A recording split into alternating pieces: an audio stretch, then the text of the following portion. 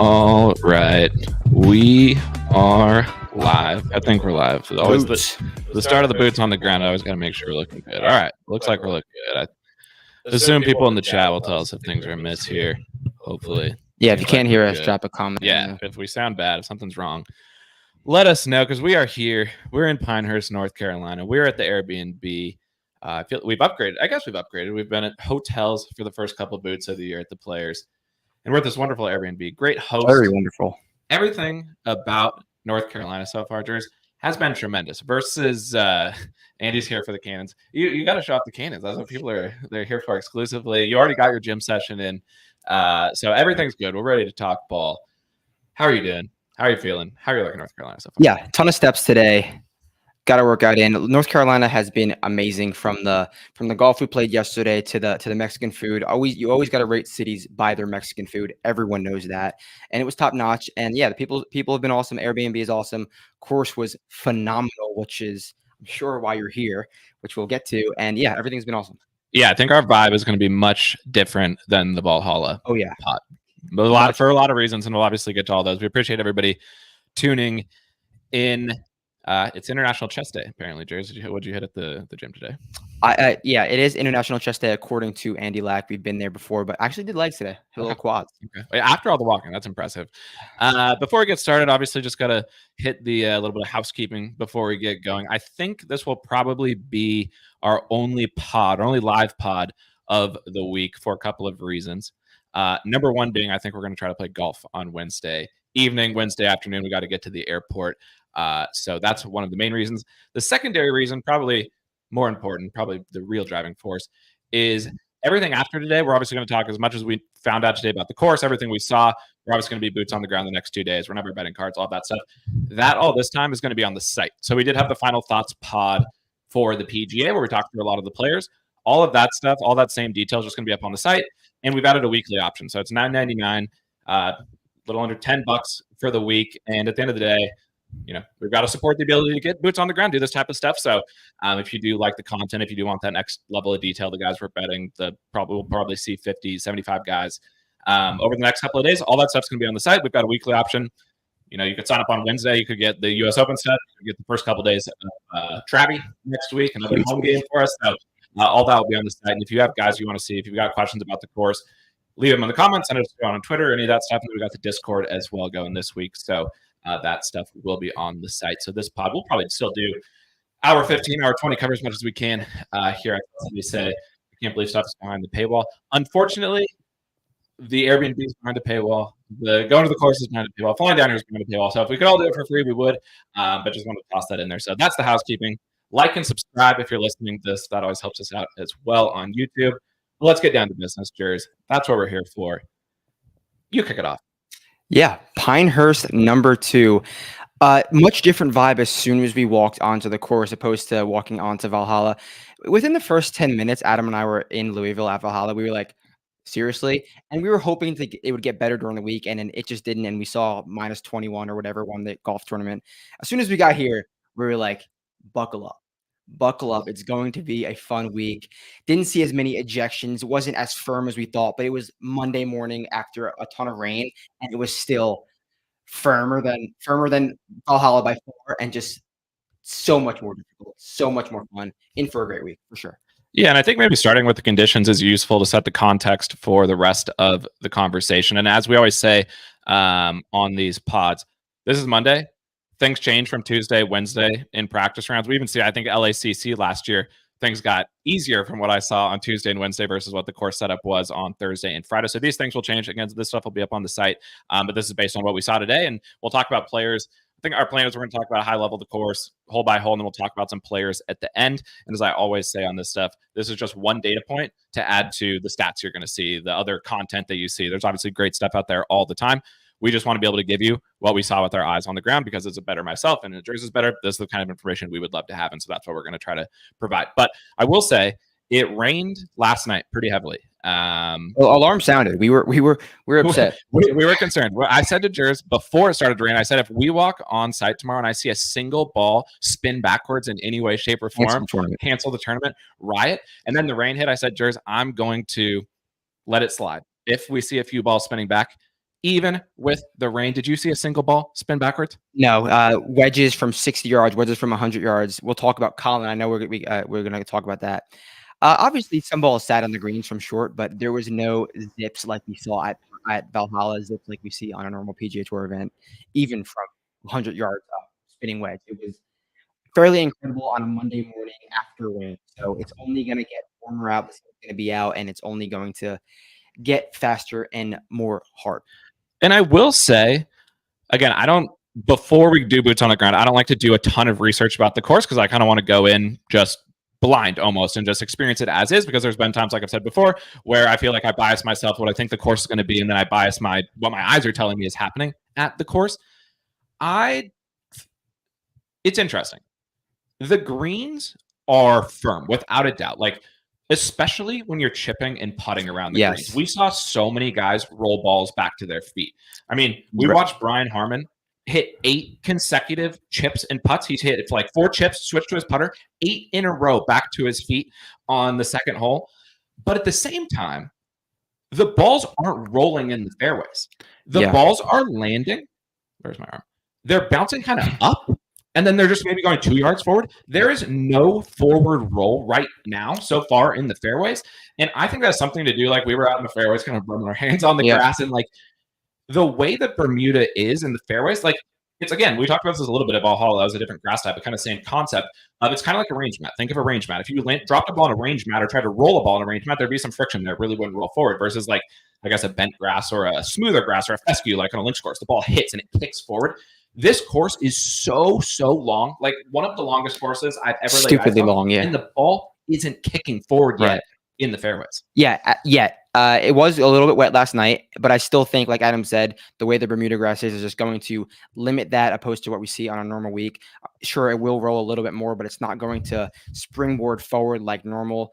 With that being said, driving distance is still going to be important because there's some things that you're going to have to carry that other guys won't be able to. And also, to kick back on Brian Harmon's point, we weren't just picking off on him. 90% of guys were having trouble.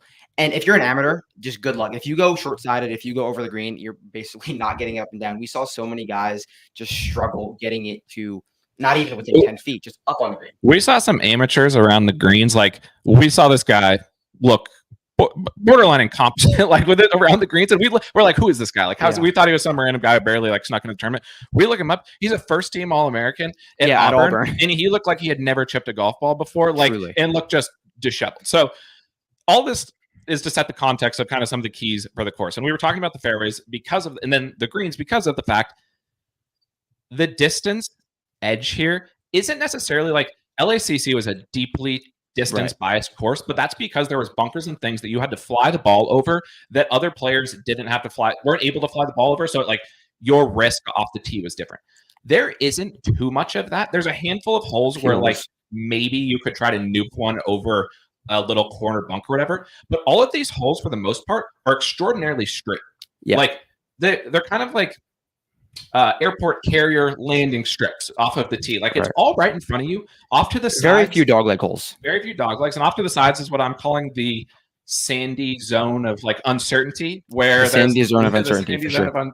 But roulette wheel of sand. The distance is going to be crucial because you're not getting those rolls in the fairway, and it's going to be every single inch that you can cut down on the approaches into these greens is going to be crucial off the tee.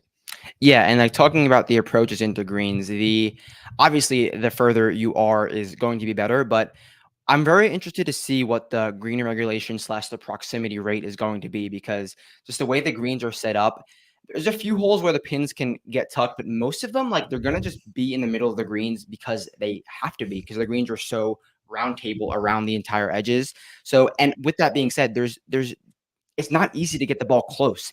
If you're getting the ball close, it's going to be more of like you didn't mean to do that, or you got a nice kick. You're going to be a lot of guys going to the fat side of greens, a lot of guys just aiming 30 feet left or right of the pin.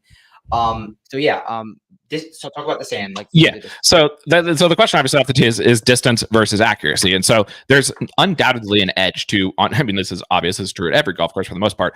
There's an edge for being closer to the hole on every single hole because the approaches are so difficult. There's so much risk on the approaches that if you're hitting from 175 versus 200, which I think was on a lot of holes, that's the big difference. Like the big hitters were maybe 165 to 175, the shorter hitters 200 plus. Yeah. And again, every yard here is going to matter. But there isn't much risk at all for just swinging out of your shoes off of the tee. Truthfully, because which we never would have thought going into the week. No, because I've seen pictures of a little bit of like the sandy zones of uncertainty, and it looks like these very lush, like dangerous areas where you just don't want to be. The truth is, the sandy zones of uncertainty have true bunkers. Like there are legitimate bunkers. The bunkers are the most penal thing off the tee, opposed to the wispy stuff, which everyone thought would be the most penal thing. Yeah. So there's opposed to Valhalla's bunkers, legitimately jokes. Yeah. So there's and also we have to say that obviously distance is always an advantage, but we talked about at Valhalla how it just wasn't really an advantage because there were 7 par 3s versus like here, it's every par 4, every par 5 you want the distance, and yeah. So the bunkers trouble, but not necessarily like there's some of them that'll be full shot penalties. We're going to have to go out sideways, but you're going to be able to advance it for the most part. If you miss the bunkers, which is going to be most of the drives, we didn't see a lot of balls in the bunkers at all off the tee today. There's these wispy tufts of grass, these little, again, they sit like this, tufts of grass. We probably saw 20 guys hit their ball into that area. We did not see a single one where it didn't end up.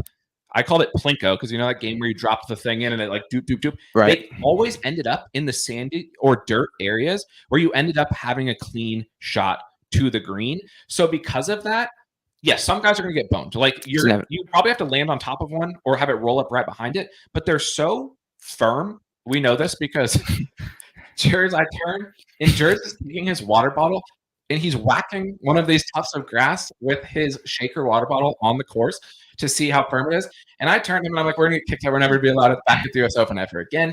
But he can confirm that they're very sturdy. Like the ball doesn't drift in and kind of get sucked into them. It hits and it banks off of them and ends up back in the normal hard pin, basically. Yeah, hindsight, I probably shouldn't have done that because there's like volunteers and security guards around me. But being from a botanical family, my dad owns a garden nursery. I've never really like came across these kinds of like wispy grasses. They're very like usually like wispy grasses. They're like fluent. The ball can get in there, and you'd be like, oh, the ball's stuck in this grass. But they were like comically firm at the core of these little bushes that if the ball hits it, it's gonna bounce off. The main penalty for if you're in the thing is if you end up just directly behind one because you're just hitting behind an actual object. But that's going to happen. But if you're bombing it and just hoping for the best, that's going to be worth the reward of the one time you do get boned. That's what the conclusion we came up to. Yeah, we figured if you try to send it on every single hole, maybe 1 out of 7 or however many par 3s take those out. But let's say 1 out of every 72 holes. You're maybe going to get screwed once or twice. 1 out of every like 10, 15. But it's going to pay off for you because you're going to cut off this distance. So long story short, you look at the historical US Open stats off the tee. Guys are gaining 4, 5, 6 strokes to win the tournament. I think that's the same thing. It looks like a normal US Open off the tee. Basically, like it looks like LACC looked off the tee. It looks like Torrey looked off the tee. It looks like Brookline looked off the tee. Like hit it long, hit it straight. If you're not doing that, it's going to be a very, very tough go for you.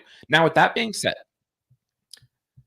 I think the approach question to me is the biggest like TBD thing to figure out as the week goes on. Because right now, I'm going to be honest, my lean is that approach play is going to be diminished in importance versus maybe what I thought going into the week and maybe what I would think of a normal US Open. So again, we look historically, approach play, you've got to gain 6, 7, 8 on approach to win a US Open. However, last year at LACC, huge distance bias. Windy C actually loses on approach there. I think we end up somewhere in the middle because of what you were talking about with the proximity. Like, if you try to hit it inside of 10 feet on almost every hole, you might pull it off every once in a while, but you're going to bone yourself by short-siding yourself so many times that you're so much better off. I even saw Wendy talk about this in his interview, and I think he's right. Like, you'd rather miss the green consistently, but in the right spots, than try to pin hunt. And yeah, sure, maybe you make 3 birdies because you did that, but you're going to make a double for sure every round if that's the approach to you. Yeah, and like the reward for hitting a ball to 10 feet versus 30 feet is not that much because the greens are so complex and slopey and difficult that just taking that safer shot to the right, which Scotty Scheffler is so amazing at, and he's going to be amazing at this week, is Key, you don't want to go at anything. Truthfully, anything. If you're short-sighted, if you're short-sighted and if your guy's short-sighted and you see him pull out a wedge, right down a 5. That is an automatic bogey. You basically cannot chip from short-sighted. You have to putt, and we're going to talk about the around the green strategies probably soon. So yeah, proximity around the green is definitely a key stat that we're going to not just to see how it turns out, because I want to see the proximity here compared to like a regular course. Yeah. Yeah, it's tough to hit it close, and if you're trying to hit it close consistently, you will bone yourself. I don't care if you're Scotty Scheffler. Like the only guy we saw hitting anything near the pin was Colin, but we also saw Colin miss the green from 60 yards with a wedge long off the back, which is going to be a bogey. We saw one other guy hit it really close. Tommy Ladd, generational practice round player. Tommy Ladd, we did. But yeah, so I think there's a chance that off the tee becomes crucially important, as it always does at US Opens, and I think I don't think I'd be surprised if anything changed, in my opinion, unless somehow it got super firm and balls were rolling out 40, 50 yards, but they'd have to go from rolling 1 yard like they are right now to 40. I don't think that's going to happen. The approach, again, I'm fine if you're hitting it to 40 feet, but it's always in the right spot. I will take you as a player, an average iron player, over the world's greatest iron players, if those iron players aren't being smart, which they probably will be, because like the Scotties of the world are going to be smart about it. But guys who just like pop on approach but are kind of reckless, that's a concern for me, because ultimately, as we get to the greens, we know Martin Keimer famously putted his way to the US Open here. Having now seen it, if I bet my betting card and I could advise the guys that I bet of what I would like them to do, get rid of all the wedges in your bag, add in like a 5-wood or a 7-wood to use for putting, add in maybe a second putter, like have a special putter for around the greens. Like, it is so hard to chip around these greens. You're so much better putting, because even if you chip, again, you're going to hit one that's good, and it's going to give you a tap in per par. But you're also going to roll it back to your feet so many times that I'd rather you just putt the ball to 10 feet and try to make as many of those as you possibly can. The 6 to 12-foot putt rate is going to be very, very high this week for par.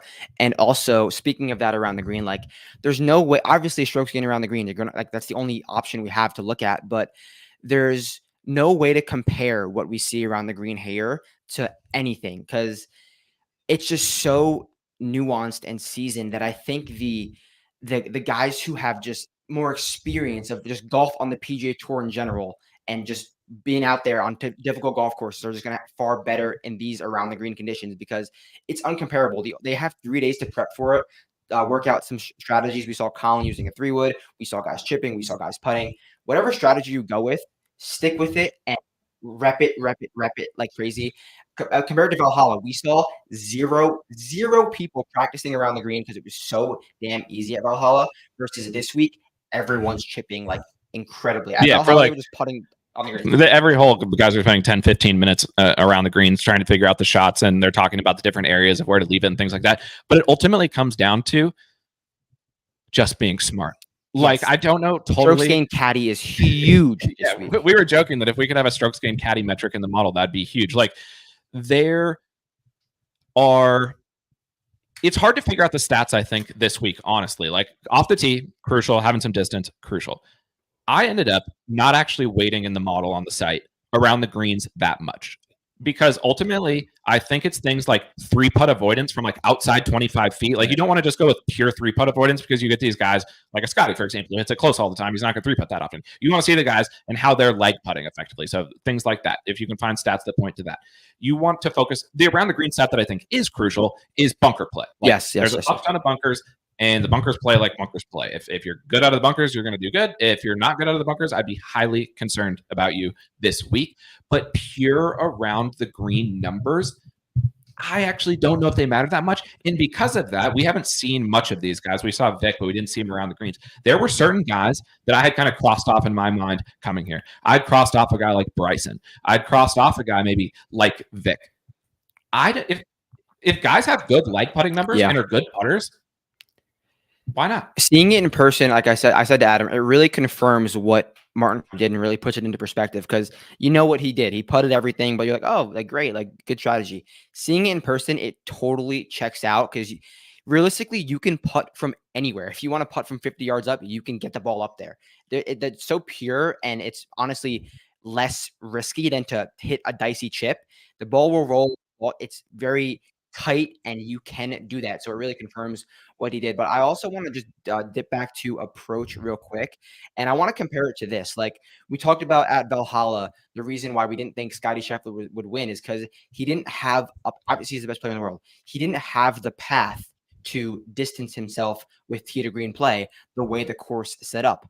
The way this course sets up, I don't think the elite approach players have a chance to really distance themselves because they scientifically cannot put the ball close enough on X amount of holes because the way the greens are set up, everyone's going to be hitting it to a certain amount of spot if they are hitting green. So, well, obviously approach is important. I don't think that spike like flag hunting is that you just can't do it. And what I think is interesting, and especially in the context of Scotty, and maybe we talk about him now because I know obviously you can't talk about golf right now without talking about Scotty.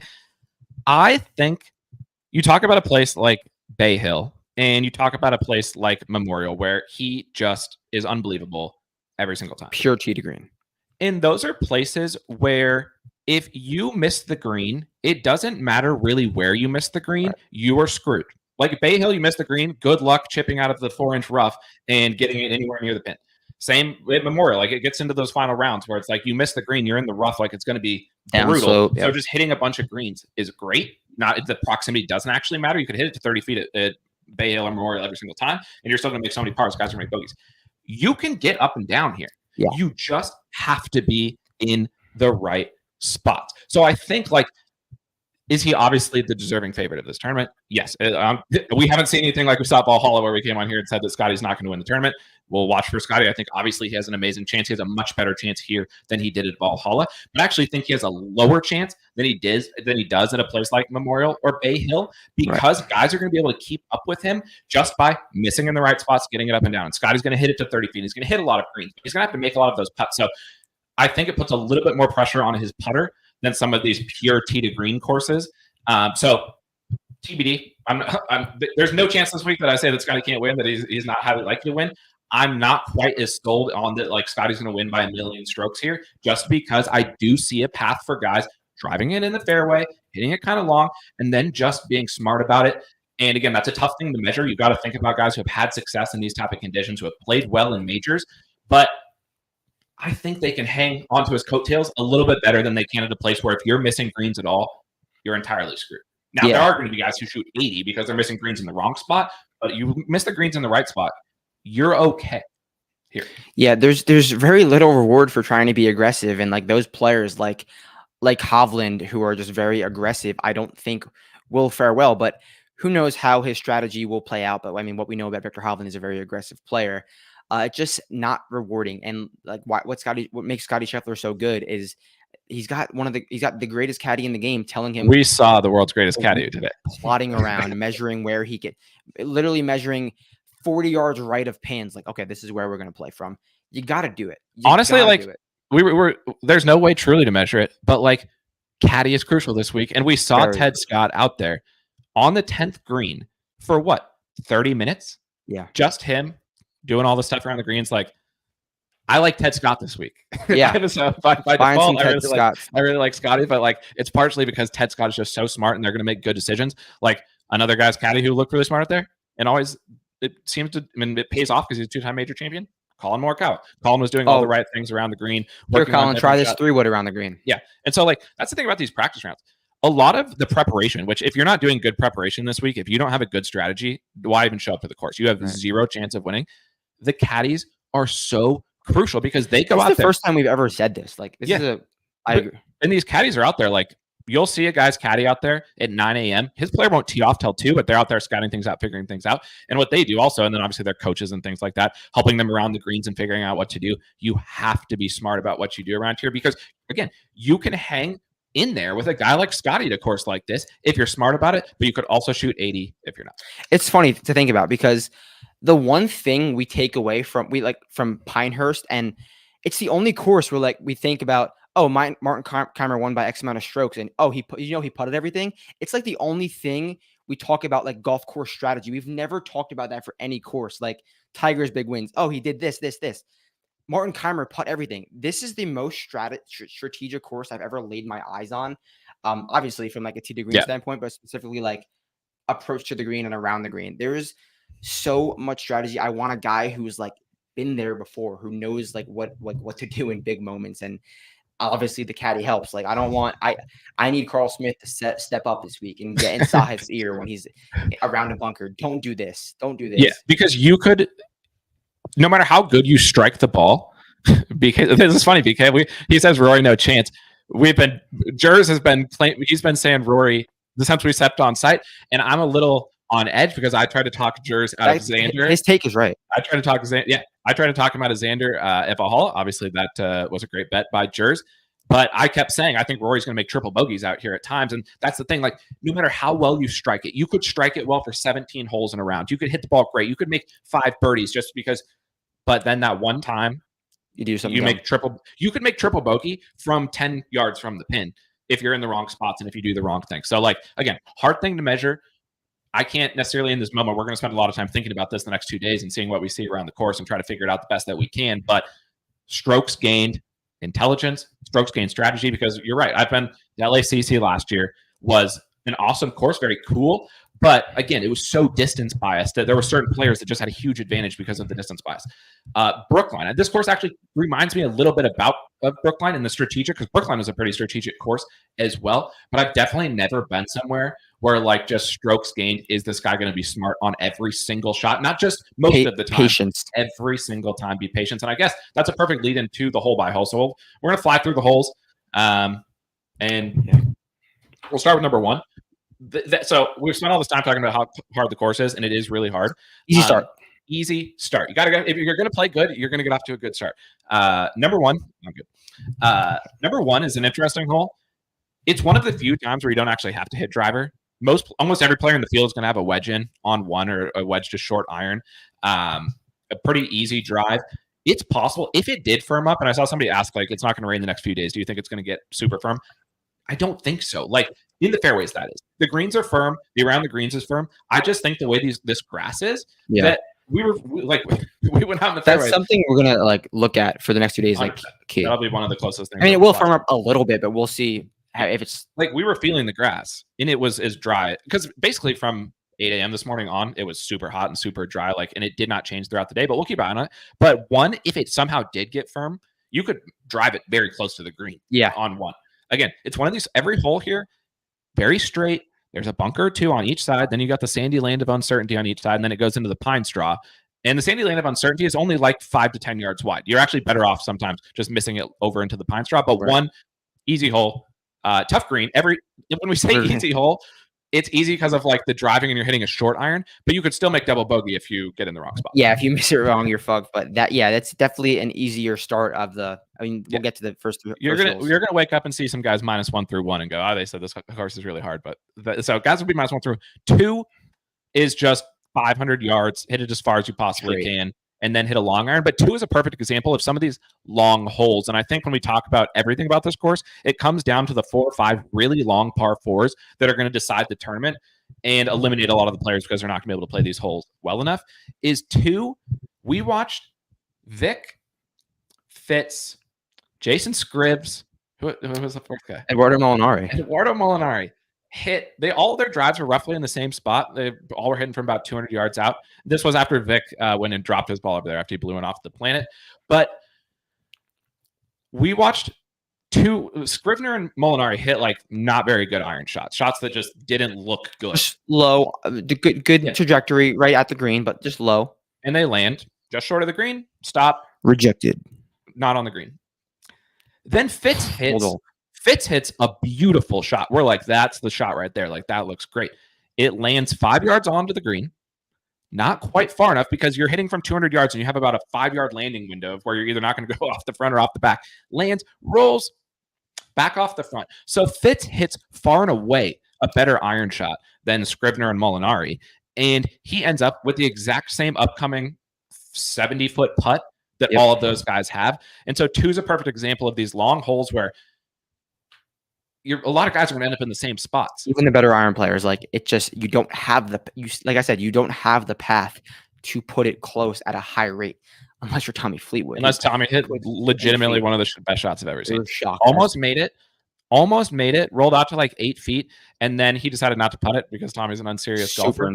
But we were talking about Tommy on last pod when I said I watched him at the RBC Canadian Open, and I said this is why he doesn't win tournaments because he's not aggressive enough. He doesn't play to pins. This is a Tommy course though, because everybody can play. He can play it safe to 30 feet. He's still not going to win because it's Tommy, but we do have to keep our eyes on Tommy this week. He did hit the best shot I've seen probably this year on that hole. So Yeah, 2. We can. Speaking of 2, to lead into the next hole, I want to finish it with this. A player note: Dustin Johnson on 2, still broke. Yeah, DJ was off the planet of Valhalla, and so far still off the planet so far today. We get to 3. 3 is actually similar to 1, where 3 actually you don't even need to. You're almost certainly not going to hit driver unless they move the tee up and try to make it drivable. Everybody's going to have a short iron or a wedge, but again, this green is absurd. They're going to put the pins in spots where, again, yeah, you're going to have 125. You can be aggressive, but if you miss, you will make bogey. So I think 3 and 1 are some of the easier holes because they're just not long. Like almost all of these holes are really long, except for 1 and 3 and maybe 1 or 2 others. But 3 is the shortest par 4, right? I think so. Yeah. Well, So 13, but it plays uphill, so it's a little bit different. Right. Yeah. So yeah, 3 is definitely a no more than 120 for most guys. Some guys could be aggressive, but there's really no reason to. So yeah, it's going to be basically a 100-yard shot for everyone. The green is small and slanted downhill, and there's some extreme bunkering. I'm assuming they're going to tuck that pin because it's one of them that they can tuck. I guess a scoring chance, but that's one of the pins that they will be able to. Guys are going to be 2 under through 3. Like not a lot of guys, but you have a path to be 2 under through 3. Somebody said sounds a lot like a 5-time major champion. Matt, how many times today from within maybe 20 minutes of being at the course I turned to you? We haven't seen Brooks yet. We haven't seen him play yet. I am extraordinarily high on Brooks this week solely because of the tactics. Like maybe we see him play. He's not like you're still going to have to hit it good. I don't care if it's Brooks just because it's Brooks. Like I still need to see him hitting good shots, and he hasn't been in the best form so far this year in the majors. But purely tactically and like the style of play, I really, really, really like it for Brooks. Also, just because like as we've said, so many of these holes are straight that you don't need to shape it a lot from the tee. I like guys who just step up there and rip it, maybe a small fade off the tee, and that's when you watch Brooks at these events. Stick to one shot. There's no reason to have like where at Augusta you have to have all the shapes and stuff like that. You really don't need it. Stick to your one shot. Just hit the fairways. So 4 is the start of a handful of holes that are as absurd and as difficult of holes as I've ever seen. 4 is a downhill. There's not a lot of elevation change here either. A comfortable walk. So again, another reason why we're high on Pinehurst is there's not a lot of elevation change, pretty flat. 4 though plays downhill, and it's like over 500 yards. And the tee shot is actually one that does curve a little bit. There are some trees actually. It's not just the sandy area. Usually one of the tougher tee shots. Yeah, a little bit of shape. Not as much sandy area of uncertainty. Like there's actually some trees and some bunkers. If you make par all 4 days on 4, gaining infinity strokes to the field. If you can par 4, 8, and 16, if you play those at even par, you'll probably win. Yeah. 4 is a brutal. 4 is a brutal. No matter who you are, you're going to have probably 200 plus. There is a bunker around 300 that I guess you can try and carry because it is downhill. So yeah, some guys will do that, but either way, it's just you're not looking to make anything. You're looking to make par at best, basically. If you do end up birdieing 4, we're going to try to find a prop for guys who can birdie 4 and 16. If you birdie 4 and 16 in the same round, we think the tournament should end and they should just give you the trophy off of the 16th green.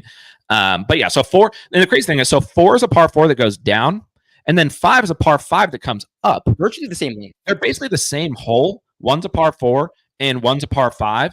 But if you could go 5, 4, like basically if you can play that even, that's pretty good because the par 5, the next hole, it's a easy drive. Like everybody's going to be in the fairway. One of the easier drives. It's pretty wide, very straight. And you're going to have like what 245 to 265 in? Yeah, 245 to 280 if you're a shorter hitter. I mean, I will say, like if you're a really short hitter, we saw some guys who are going to have to be hitting driver off the deck on a couple of par 4s. Which they're irrelevant. They're irrelevant to the conversation. But the uphill approach into this par 5 is a challenge. Like, it's a nasty green. There's bunkers everywhere. If you miss long left, it might be one of the worst misses on the course. So you can't just rip 3-wood up next to the green and be like, I'm going to get up and down. I'm going to make an easy birdie. You, again, need to be smart because, this is a great birdie chance. Probably the best birdie chance on the course. Yeah. Just because you can drive it up into the bunkers and try to get up and down. But the misses are so penal. But I think there will be eagles on this hole. We saw Griot hit an amazing shot to like 15 feet for eagle. But there'll be doubles on this hole too because guys are going to bite off more than they chew and get boned. Yeah, it's honestly the first like risk reward hole I saw on the course like entirely, because I think it's the only yeah, there isn't much risk reward. You kind of got to do what it tells you to do. Yeah. But this one definitely this one because you could be 240 in the fairway and go for the green in 2, but if you happen to miss long left, you're basically not getting it up and down unless you hit an incredible shot. There's obviously room to miss back right and just straight back. It's one of the more straightforward chips. So it goes from like easy on the right side to like one of the most difficult around the green spots on the left side. So pick your poison. Do you want to go for it and try to put a 3 on the card, or just lay up to 80 yards and just take out all of the doubt? Yeah. And then so you could realistically, again, we're talking about like the best start you could get off to, and a guy or two will, because there's a ton of players in this field, and somebody's going to get off to a good start. You could be 3 under through 5. Yep. But then things get pretty tough from there. Like the first 5 holes, I would say. I mean, 4 is a really, really hard hole, but 1, 2, even 2s. I mean, we're being relative here. Like you could get off to a good start, but it's going to be tough. Someone will, though. You get to 6, and it's the start of the par 3s, and all the par 3s here are long and difficult. Every single one of them is like 200 yards. Every green looks like it was designed for a shot from 130 yards. Yeah. There's bunker, like all the par 3s can kind of be talked about all at once. There's 6, 9, 15, and 17. All of them are long. All of the greens are insane. And in 17 is probably the toughest one. We'll get to that. But like all the par 3s, 200 plus iron shots, 175 to 200 plus iron shots. But it kind of goes down to the same thing. We're like, yes, if you hit the green on these holes, get your par and move on. Yeah. 30s on the par 3s are few and far between. Yeah, got to be like a chip in or you're making a 30-footer. But yeah, par 3s, straightforward long iron shots to difficult greens. Not really much of a handicap. Yep. Be smart. 7 turns the corner. One of the few dog legs. Hit your driver. You got 150 to 175. It's going to be, I'd say it's going to be on the easier side. But again, it's one of those, I think I wrote it up as if you give yourself 20 feet all 4 days on 7, good. Really. Make one of those, play it 1 under. That's solid. We get to 8, which is in the realm of the 4 and 16, just impossible hole. Incredibly long. Shit on both sides, as there's on every hole. Not incredibly narrow, like you can get in the fairway, but the approach into the 8th green, if you go off the back of the 8th green, pick up your ball, put it in your pocket, wave down the rules official, and just hop in a cart back home because it's over for you. Like 8 is a perfect of like 2, where you're so much better off no matter how good or bad of an iron player you are, of just leave yourself 20 yards short of the green and try to chip it or like putt it up to 10, 15 feet. And if you make a 10, 15 footer for par, that's great. If you don't, you make bogey, but you got to take 6 and 7s out of the play. And 8 is one of those where I think we're going to see some of the nastiest around the green, like bad things happen. Yeah, 8 is one of the holes where potentially the Bombers could take out some trouble. There is one of the most penal bunkers is on number 8. It's a fairway bunker on the right side. It's one of the few bunkers where you really might have trouble advancing it out. You might have to go left because of 1, it's a long iron into the hole, and 2, there's like a lip. So we charted around 280 yards. So give or take with the wind conditions where the tee box is, you might be able to carry it if you're a bomber, and then from there we'll leave you. I mean, still 170 to 180 in. It's a long hole for sure. So, yeah. Somebody asked about Joe Skovern. It's funny. We had a strokes gained caddy debate about Skovern today because I was upset with some of the club selection by Ludwig at Memorial, and I was starting to question if Joe Skovern's actually a good caddy, because then we were like, well, if Ricky always underperformed what everybody thought Ricky was supposed to do, is he a good caddy or not? So that was, we don't know what the answer to that question is, but it's funny that somebody asked about that because we literally were debating that today when he saw him out there. Yeah. 10 par 5, long, very difficult to get there in 2. Like, I don't care who you are, except we have to give out. The cards are going to be up on the site. Like I said, everything after today is going to be up on the site, $9.99. But I turned to Jers at some point today and I said, Jers, if we see a player hit this green in 2, we don't think about it. We put him on the card. And we were coming down 10 from the green. We see a guy in the distance, a tall-looking guy. And we're like, slender lad. Slender lad. And we go, that looks a lot further drive than like a lot of the guys we've seen today. And we'd seen Gordon Sargent, like we'd seen some big hitters on this hole. And I say, Jers, this looks like a big drive. And we're looking and we're like, who is this guy? And I turn to you, I say, I think that's Will Zalatoris. Looks like, and he's your guy. And you say, no, I don't think that's him. I was like, oh, that's Will. No, because he was too tall. Or in some shades. Yeah, like just the vibe was really good. Yeah. We're like, that can't be Zal. We get up there. It is Zal. Lo and behold, home game. go Deeks, Will Zalatoris. And Zal steps up from that point, still probably 260 out from the green. Longer. Yeah. And hit a 3-wood to 15 feet on the 10th hole. Guys weren't even hitting their wedges inside 15 feet on the 10th hole. So at that moment, we opened up the odds. We had committed ourselves to Will Zalatoris exclusively from that shot. We did watch him play a few more holes. He looked good, but that was unbelievable. Yeah, and he was one of the few guys who really looked confident around the greens. Played college golf in these conditions. He knows what I'm sure he's played Pinehurst number 2 a ton of times. He knows what it takes. There was so many guys chipping the ball to either they didn't know how to control the spin. It was rolling out so much more. Like professional golfers are so good at hitting the 1-2 hoppers and it just rolls out to within 3 feet. No one was doing that with specifically a wedge. Like guys were putting it. No one was doing that with a wedge except for Willie Z. BK's reporting that Zal gained 4 around the greens last week. He might just be dialed around the green. So Zal caught our eye enough. He's like 100-1. It's Zal at the U.S. Open. It's Zal at a home game. He was flushing it out there. So Zal's on the card for both of us. That's our free bet of the week. Zal. He'll probably miss the cut. It hasn't been good for Zal this year. Our free bets have been fire. Cam Davis to the Masters. Yeah, Cam Davis to the Masters. I don't know who we gave out at the PGA, so we're going to try to get the same Cam Davis performance. No, we gave out Tommy. We gave out Tommy at the PGA. That did not go well. He barely made the cut. But so if Zal, but it's US Open Zal, we were happy with that. But 10 long par 5, you need to hit good shots. It's going to be a 3-shotter a majority of the time, and not an easy 3-shotter. Yeah, guys are laying up to like 100 plus, so 60 to 100. When your guy makes the turn, and he gets to 10, and you're like birdie opportunity par 5.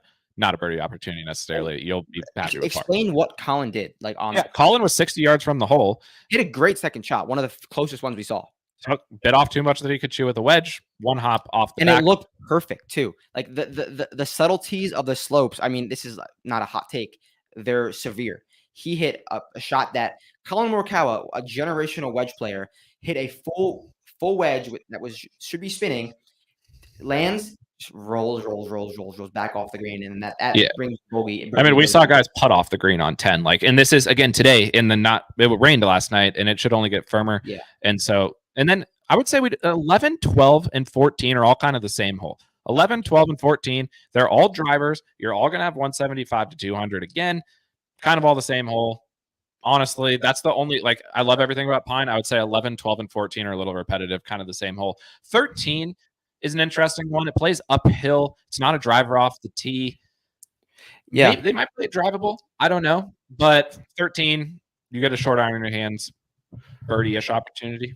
Yeah, we didn't get too close a look at the green necessarily yet, but yeah, it's just a dogleg right, shorter hole. Most guys were hitting iron or 3-wood off the tee. Again, it could be drivable, but it should be no more than 130 in. So similar to number 3. Yeah, 3 and 13 similar. Just one plays really uphill and one's a little bit flatter, but the greens are insane on both. 16, 15's a par 3. With all par 3s are kind of the same. Long, it's all the same. 16 could be an hour podcast by itself. If I said 11, 12, and 14 are all kind of the same. Kind of the same distance. You're going to need to, again, I think they're perfect example of the holes. They're all straight and long. Yeah. Hit it long and straight. And then 175, 200. Bomber can get more.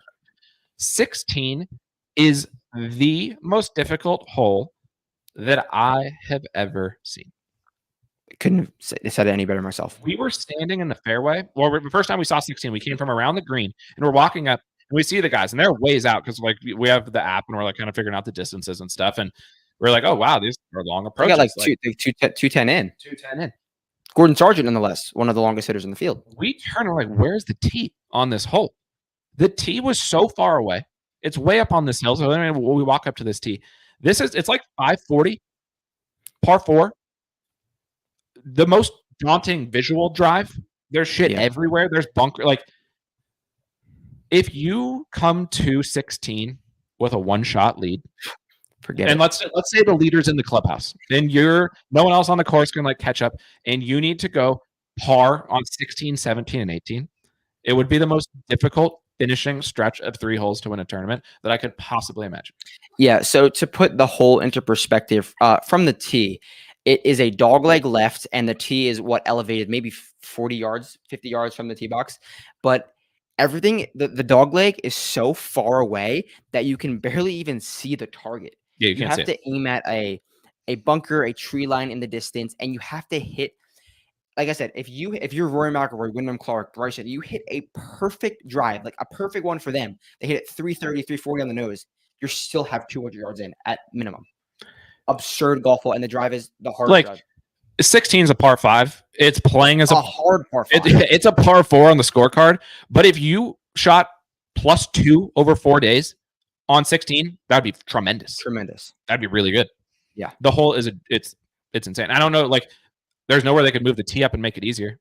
No, there's literally nowhere they can move. 16 is an absurd hole. Like we set our over under if Adam and I were playing that hole at 8.5, but it might be 9.5. Yeah, I mean, I think we'll see what the scoring average is on it, but like 4.9. Yeah, maybe. Insane. Ridiculous. Guys are gonna make 10s. I will probably see a 10 on 16. Yeah, with no penalties. There is a little lake, but you'd have to really fuck up. You have to really fuck up. We saw Zach Blair. He probably still had 300 in on his. Zach Blair literally probably had 300 yards in on a par 4. Yeah. And then you get to 17. So let's somehow miraculously you've got the 1-shot lead. You hit a great drive. You get it up near to the green. You put it. The green's not terribly complex, thank God. Like they'd never finish the hole if the green was crazy. 17's this par 3 that is, I think, the toughest of the par 3s. We thought it was like based on when we were by the green, we're like, oh, this green is insane. And we looked back, it was like, oh, there's a short par 3, like a 140. Yeah, it reminded me of like the postage stamp. I was like, oh, they're gonna be hitting wedges. Like, yeah, this is gonna be a fun 17. Like a fun hole with a tough green. Yeah. No, 200 yards. 200 yards, no breaks. We watched Berger, who I didn't know it at the time, unsurprisingly, leads the PGA Tour in GIR from 200 plus. So we got to see the best 200 plus iron player in the entire field hit into the green. A beautiful golf shot. Great shot. Better. His coach said beauty as it was in the air, landed next to the pin, off the back of the green. Off the back of the green. And Daniel Berger, a great iron player, a great golfer historically, and hits the ball normal height. The only way to stop that ball on the green is if you A, land it short of the green and have it roll up, or 2, are one of the few great like elite golfers who can hit it 50 feet in the air. Yeah, and I think we haven't even talked about like apex height. And again, that is a stat it's not necessarily one to like take into. On this field because he'd be a lock. and we did say if this was old Berger would be a top 10 lock this week. TBD if new Berger is a top 10 lock this week. But there is definitely, and this goes back to the Rory question, hitting it high is going to be your only chance on these long par 4s of giving yourself any hope in long par 3s of landing it within like 15 feet of the pin and giving yourself putts. So like that's why, again, distance is going to be important, but part of it is actually like strength. A guy like Bryson, who again, was I high on Bryson coming to this course? Not necessarily, but want to know who hits 7 irons when other guys are hitting 5 irons? Bryson does. And we saw that at Valhalla down the stretch. Some of the shots he hit were insane. So it's like the distance edge may not even just be because they're going to be hitting it from 180 versus 200 or 210. It's going to be on some of these holes if they do have that strength to get the elevation. Again, Brooks, that's why like when I was here, it reminded me of, because this course is very different design-wise than Oak Hill. But when I was there, I also thought the same thing of like, if you aren't just like a dude, basically, I don't know how you're going to play good at this course. And so 17 is a perfect example of that. And so let's say amazingly you make par there, you get to 18. 18 is the most claustrophobic drive, I would say. There's not really claustrophobic drives on the course. Like visually it's very wide. Visually, it's an easy. It's like, I mean, this is the only, I guess, crossover of Valhalla. Visually, it's not the most insane thing off the tee. And there's no penalty strokes. There's no penalty. You can't make a penalty unless you like hit the ball legitimately off the planet, but then you shouldn't even be in this field. Yeah. Like, unfortunately, we saw from Stevie Eggs. Our boy Stevie Eggs, who we speak of in his confidence. Not the same. There's something off with our guy, Stevie Eggs. Yeah, he hit an iron out of bounds. Way gone. 18, it's a visually one of the trickier holes, but nothing absurd. And I also think the visual standpoint of the off the tee stuff, the guys know that the wispy stuff isn't dead. Like we saw guys sometimes, like Victor Hovland per se, hit it into the wispy stuff, and then he just picked it up and put it into the fairway. It's like, all right, I know this is a fine line. I'm just gonna play it fairway. Yeah, and it's very firm in the sandy area of uncertainty. Like it's not. You can attest to Mid Pines. Which is more visually intimidating, Mid Pines or Pinehurst number 2? And I'm sure people who are listening have played Mid Pines before.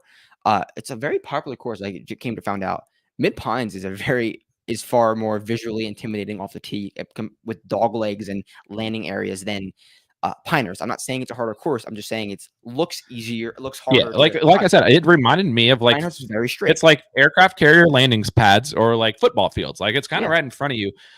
And then the thing about the sandy areas of uncertainty is that if it was truly sandy underneath, like if your ball, that's what would make it sick. If it nestled or something, you'd be absolutely boned. Like Kiwa. But there wasn't a single time missing the fairway where you couldn't get it up in front of the greens. And that's why getting it in front of the greens is honestly better. Like, yeah, there's going to be guys who are missing a ton of fairways who actually, they're not going to win because you can't do that for over 72 holes, but they may just be able to hack it up in front of the greens because that's the only choice that they have. And they're not going to get into the worst trouble because the worst trouble is going to be from the guys who are in the fairway who get over aggressive and short side themselves. So you're going to be very pissed when your golfer's like, oh, he's got 175 middle of the fairway again, fuck bogey, because he's trying to go at pins. And that just boils down to caddy, smart play. You don't have to make a birdie in every hole. And talk about the Vegas set the score at 4.5. Yeah, so the score we saw, BK just texted us, it was 4.5. I'll say, like, when we found out it was like, what was it at Valhalla? It was like 12 or something. And we were like, 10.5. Yeah, we were like, we need to fly to Vegas right now and go all in. That was our worst mistake. I'm not ready to give my scoring take.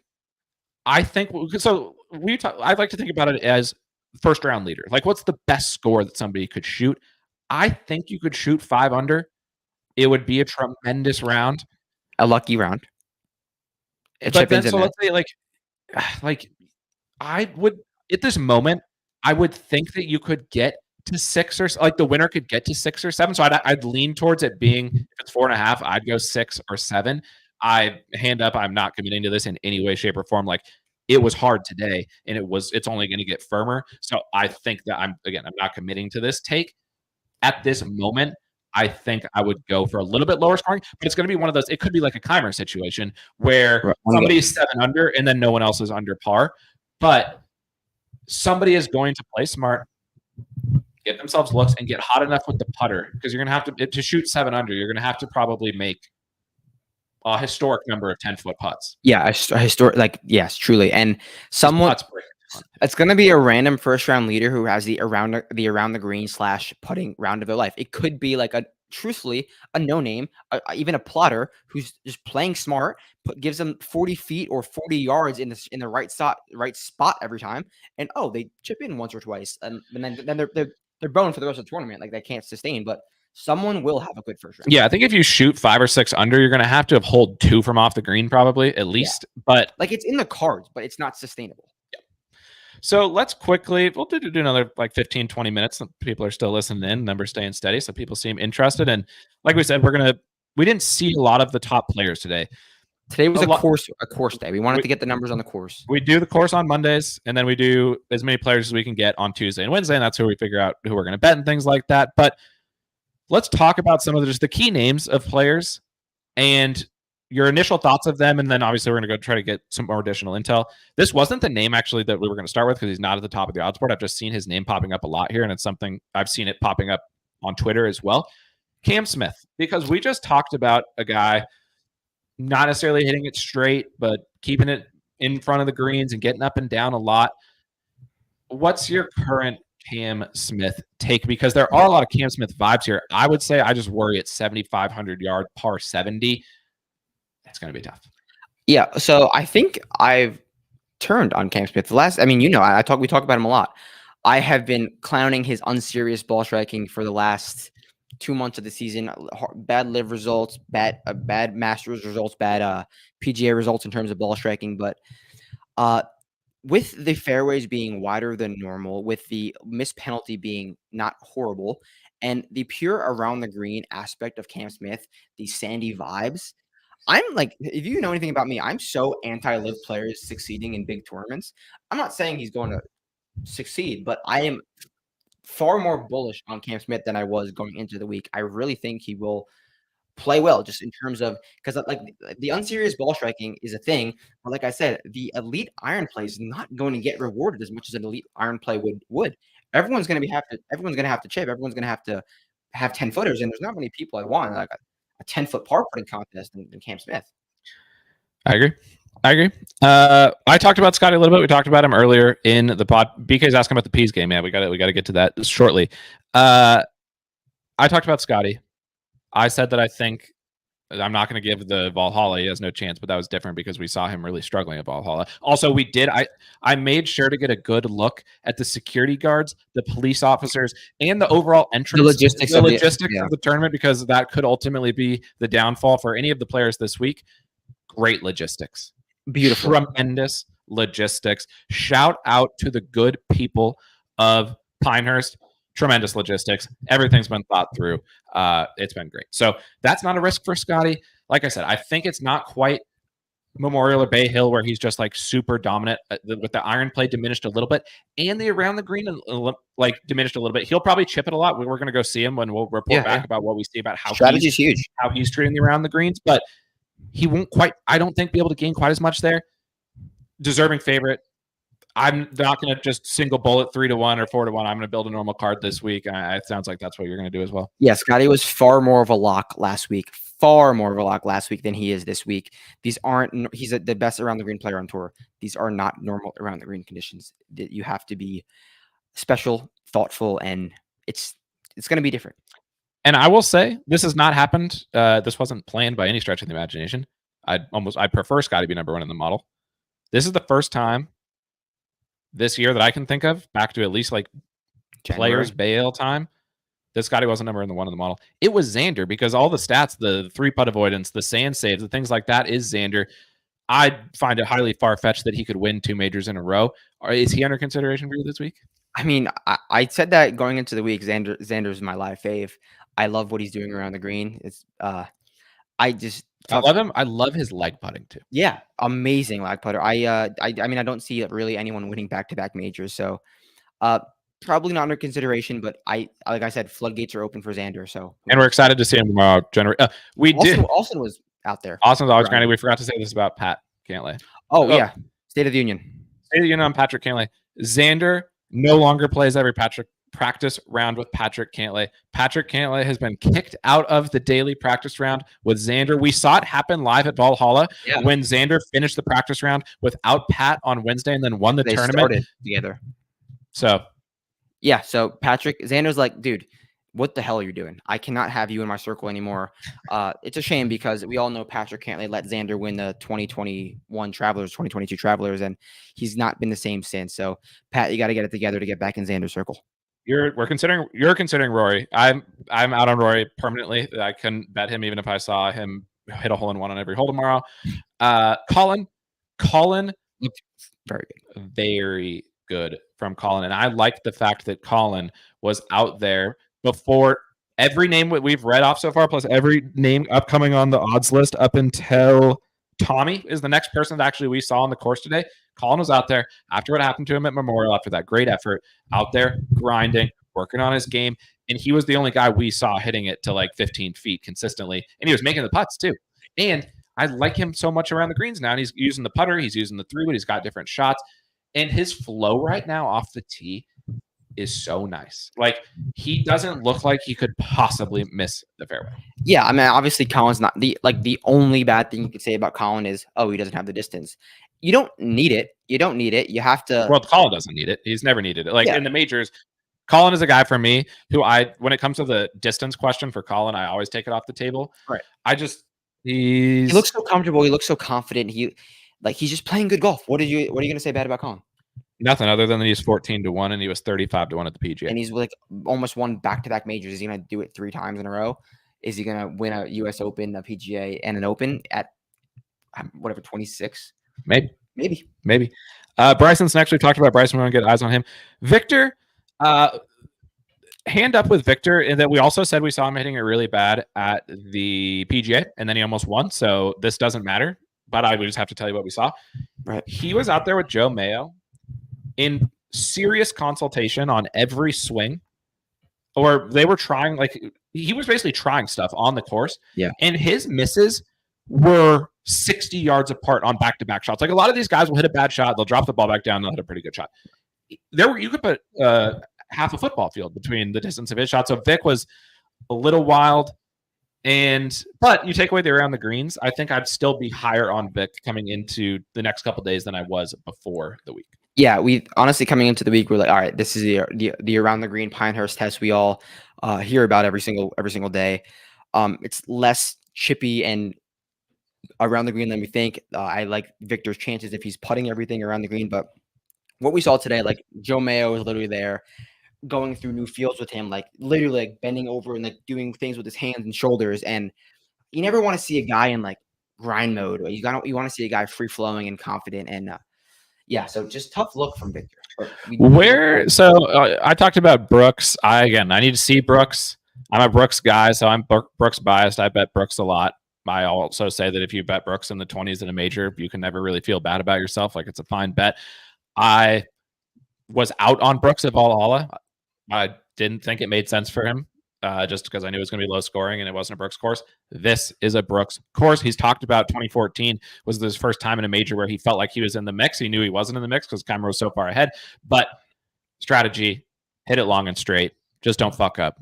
Brooks Koepka, get the putter out, roll it up there. If it was still generational par putting Brooks Koepka, it'd be a lock this week, but the putter's been a little iffy, so that would be my concern there. Where do you draw the line this week on who can win, basically? Like, good question. Are you going to build a card with 6, 7 guys, 8 guys of different varying ranges? Are you going to do 1 or 2 guys? I mean, I know we're not committing to anything right now, but just like in general, having seen the course for a day, is this anyone can win, or is it like there's like 5 guys who can win? I think it's in between that. Like, it's weird. Like, I don't know how that makes sense, but I don't think anyone can win, but I don't think like just 5 guys can win. I mean, last time we at the PGA, I bet a card of literally like long shots and Xander Schauffele and got lucky with Xander, but I didn't have anyone else up top. I just bet like literally long shots because it was virtually a putting contest. Here, not the same thing. I mean, putting is going to be so important, but you have to hit far better golf shots like consistently and be so much smarter. I really think like history and been in the moment before is going to be huge. Like, we like some guys, like we'll get to, like Minwoo Lee, Sai Thagala, that like makes sense, but they've never really been in the moment. Do you trust him to win a golf tournament? I mean, they're 70-1 for a reason, obviously.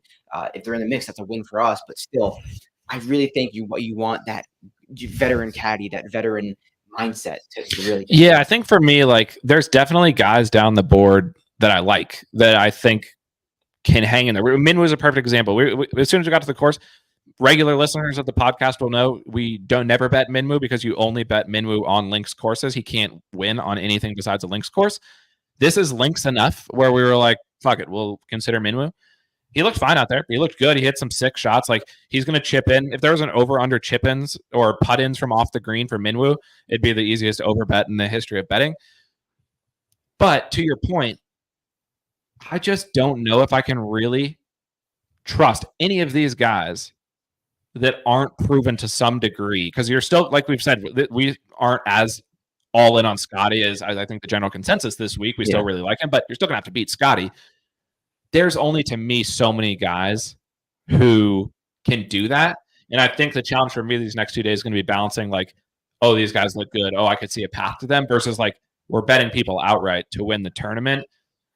Somebody mentioned Fitzy. Like, Fitzy's a type of guy who actually I would consider, because we saw him looking pretty good today. Great caddy, knows what he's doing. Senior caddy, excellent putter, great. I'm sure he's going to get it up and down all the time.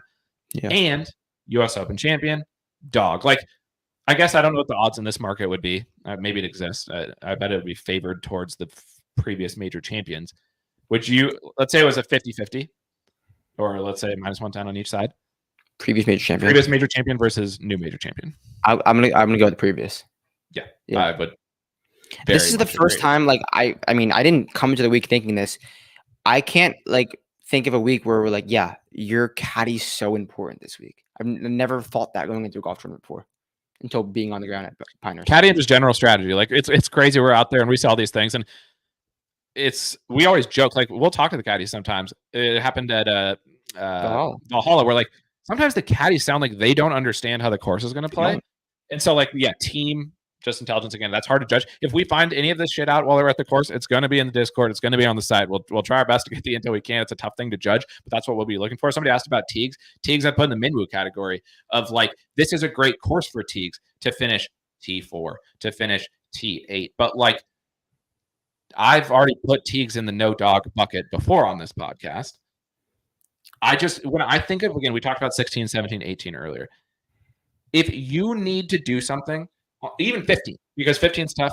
Actually, all the holes are tough. 14 is tough. If you get to 14 with a sniff of winning the U.S. Open and you need to get it across the finish line, the no dog guys, tough scene. Yeah, I mean, but at the end of the day, everything has to happen for the first time once. And we talked about last, like, the reason I didn't bet Windy last year, even though it made total sense and I saw with my eyes that it looked amazing, the only reason I didn't bet Wyndham last year, after every single sign that I saw with my eyes said to bet Wyndham, was because of his major history, was because of like, oh, the only guys who win have finished top 10 at the PGA the previous, or they've only been XYZ major stat. We'll see. I think I'm going to stick to the guns of dog this week, but you can't. What this is the most crowd that's been walking around money. Honestly, well, you've been to the Open, so. But the Open is far and away like the British Open, the Royal Majesty, the UK Open, the busiest practice rounds by a trillion miles. It was pretty busy out there. More busy than I thought it was going to be. More busy, but it's the practice rounds always the same thing. Where you get all these people like clustered around the big groups, or they all kind of mill about by the first. Like the setup of a US Open, from like the merch tent and all the shit that goes around it, is insane. Like there's so many things set up around the course that have nothing. What's the score of the Peace game? 0-0. How much time left? 9 in the first. Sick. Florida has a 5-minute power play, but they just made it a 4-minute double major. Sick. But yeah, so vibes were really good. I think the crowds. We've talked enough about the course. We've talked enough about the players. We can talk vibes just quickly before we wrap up here. The vibes in this area. Oh, this is what I was going to say about the crowds. Oh yeah. The joke always with the Open on like Twitter and no laying up and shit like that. It's like. The UK golf fans are the smartest golf fans. The Open, these are the smartest golf fans that exist. The Pinehurst golf fans are incredibly intelligent. I heard it's like usually practice rounds or a normal PGA Tour event, you're in the crowd, you see somebody pointing at like it's clearly, I don't know, Spieth, and they're like, is that Fowler out there? Yeah. Like, is that Ricky? Like, that's the normal like crowd. These people are like, is that Casey Jarvis, the South African? Like, is that him? And I was like, yeah, that is him, Casey Jarvis, the South African. So, like, these are an incredibly intelligent, like, the community here, I've already marked it down as whenever I retire, hopefully Boots does great so that it's going to happen sooner than later, probably not. But, like, I'm moving to Pinehurst because this area is unbelievable. Goal Oilers. Hate to see that.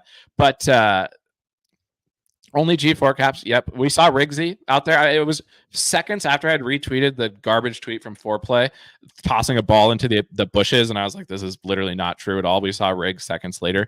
BK is saying that the U.S. Open usually prefers his first time major winner. So that's the balance. But I think I think course is different. I think you got to have dog. I think the winner of this U.S. Open will be the most honest U.S. Open winner in quite some time. Like, this person can wear their U.S. Open medal with the most pride of any of the U.S. Open. I guess it's a big nod, though.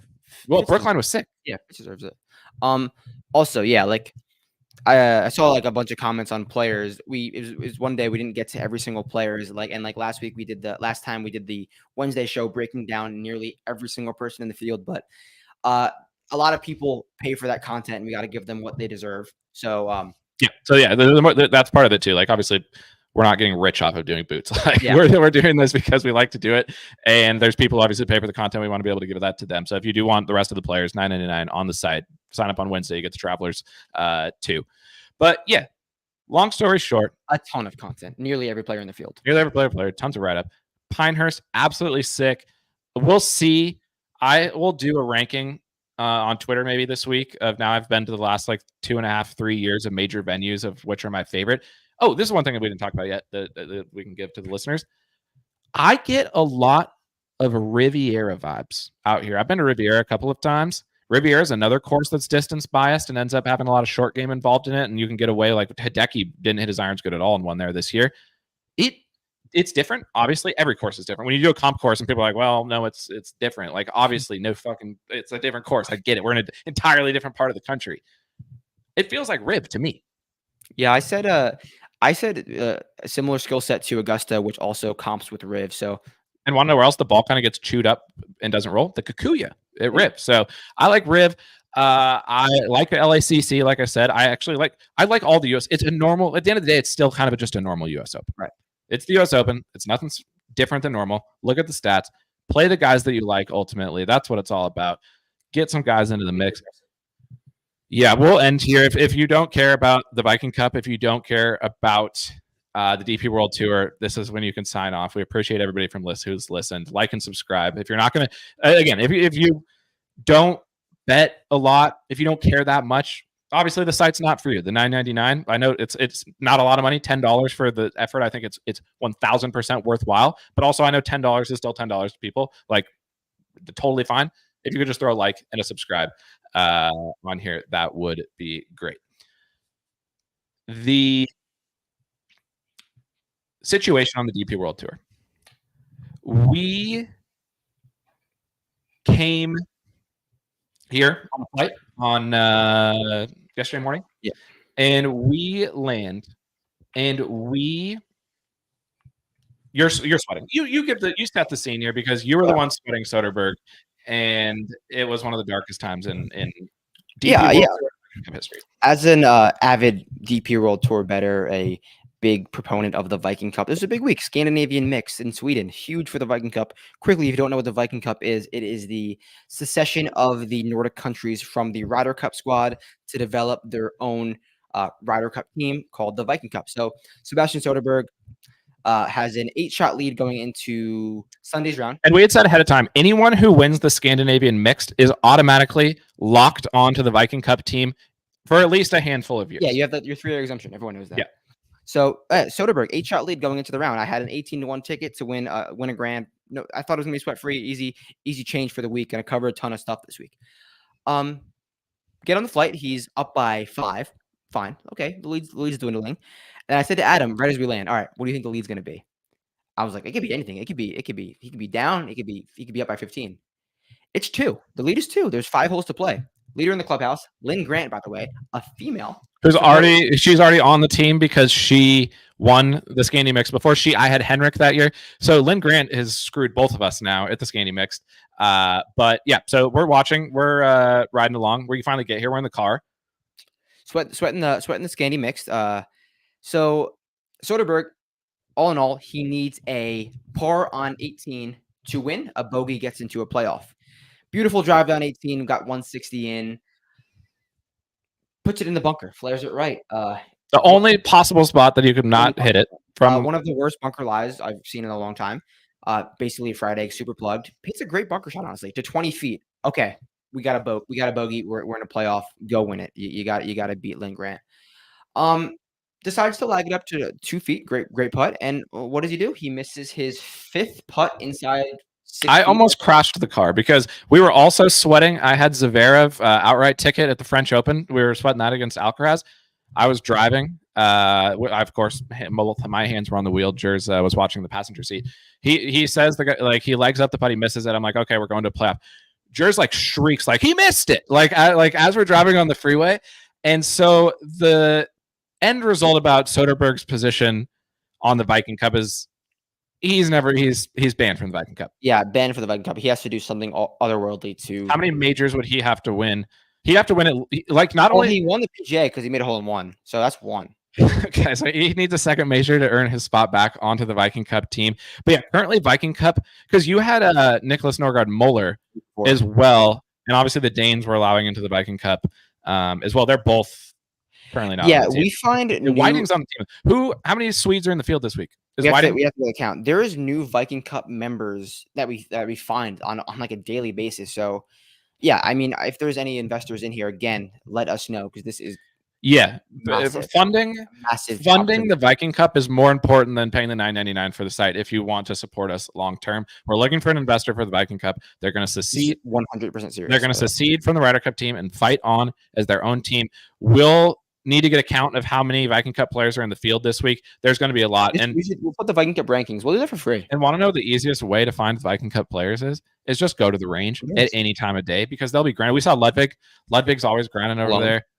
alone because they're all they're lone wolves too. That'll be an interesting team dynamic for the Viking Cup because these guys are very individualistic, but they'll come together under the pride of the Viking nations and fight admirably, I would imagine. Yeah, I mean, big win for the Cliques last week. Kali Samoya definitely gets. I think he got 400 Viking Cup points that week. Yeah, Samoya winning on the Cliques was huge, and we saw that leadership. He's under consideration for a leadership position, I think, after leading the Cliques to their huge first week for Viking Cup. Like Lynn on the team, the ladies get to play from up tees. Obviously, always support women's sports. So yeah, huge week for the Viking Cup, and we're gonna see could be another Viking mix. Yeah, we'll tweet out from the Vincerix account our power rankings of the Viking Cup players in the field this week, so that if you are betting in the low Swede market or the low, that's the least that the books could do is combine the Nordic nations into, because they do like the continental Oceania. Well, they do like continental Europe, and then they count the Nordic. They count like Sweden and the continental Europe country. Like, no,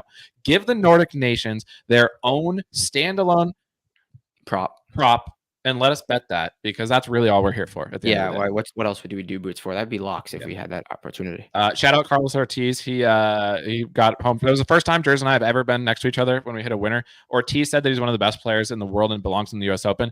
And since we were on him, we have to agree that he belongs in the U.S. Open. Yeah, obviously. And we are looking for one more player to join Turkey because Mito Pereira is not living up to it. We have after hitting winners this year on both Neiman and Ortiz, I can't see Torque with Mito, who screwed me as hard as anyone ever has. We want Mito off Torque. We need a replacement. We're on the lookout. We saw a guy, Santiago de la Fuente. Think of it last night. Toasty. There we go. Alejandro Tosti to Torque. You've heard it here first. Breaking news. Jers, it's been real. Like we said, everything else will be up on the site this week. We're excited. We hope more winners this week. Hopefully we can hit a winner this week. We'll see. Hopefully Scotty doesn't win. I usually don't root against Scotty because it's cool. I'm fine with it. I'll root against him this week, especially if I have somebody in the mix. Jers, it's been real. We love Pinehurst. We appreciate everybody listening. Like and subscribe on YouTube if this is how you're listening. Maybe toss a review and a comment there on Spotify and Apple. We've noticed a lot of people start by listening to the pod on YouTube and then start listening on Apple and Spotify and things like that. So if that's where you listen, toss a like on there as well. Follow us on Twitter. We'll keep tweeting from the course all week. Been real. Yeah, great week. Get into the Discord. Like the live stuff goes on Twitter, but the live elite breaking news that stays in the Discord for the subs. And that's where the ball knowers are. That's they know more than us. So shout out to them. Yep. All right. Thanks everyone.